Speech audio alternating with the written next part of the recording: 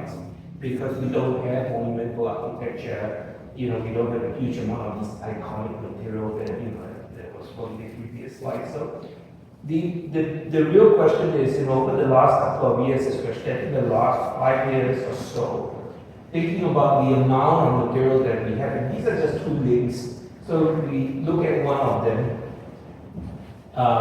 and the big story will always be down to paper. So this is very young. And it's nice, but if you go down the news article, the narrative will always be that we have, just the top two paragraphs that we have in this article. More up, yeah. So this is always the main narrative, and that is like, 2.5 tons of materials were excavated, there's like 6 tons of materials that have been excavated in another site, and so on and so forth, right? So it's a huge corpus of materials that are small, and right now the biggest challenge really is what do we do with them?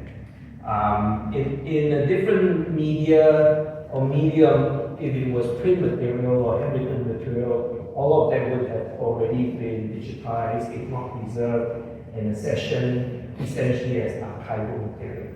Right? But for archaeology, for some interesting reason, that seems to be a significant challenge, which I think until very, very recently presented not much of a good solution, just because of the amount of man hours that are required.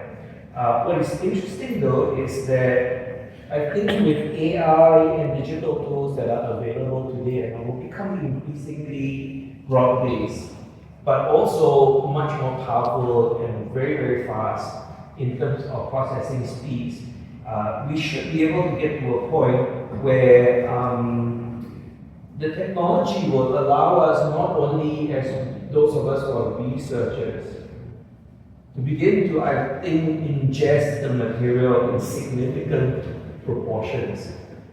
And they basically go across quite a number of sites. These databases, which are essentially digital reports on the excavations, a number of excavations that we've done in Singapore, are now being published by NUS Press as an open resource platform. And so what we can, when we look at this, so these are like years of work that finally have seen the light of day.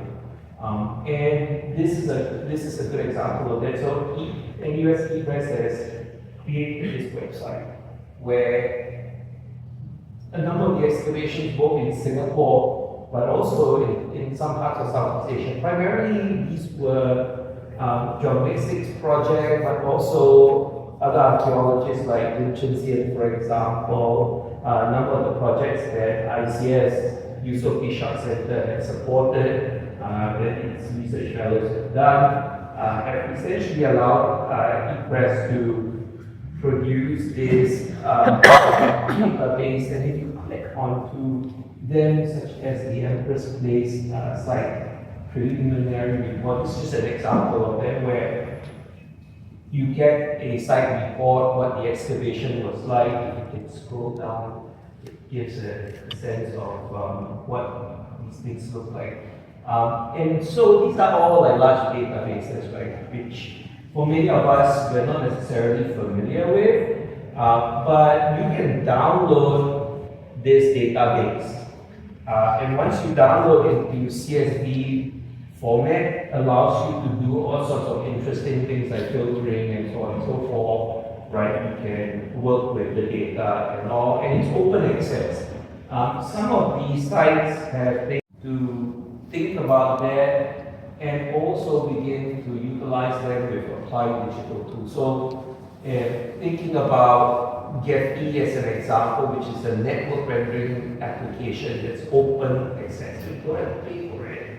You can upload the entire database document that you might have downloaded from ePress and just hit the button to render and see what comes out, right? And these are really sort of interesting things to think about. Other things to think about would be like GIS with a base template map from Google Earth, and then applying images of maps that might be obtained from the archives, the digital repository, the National Archives digital repository, and then adding on the data from the Excel spreadsheets, for example, onto the map, just to see what the landscape looks like, right, in terms of behavior, consumption patterns.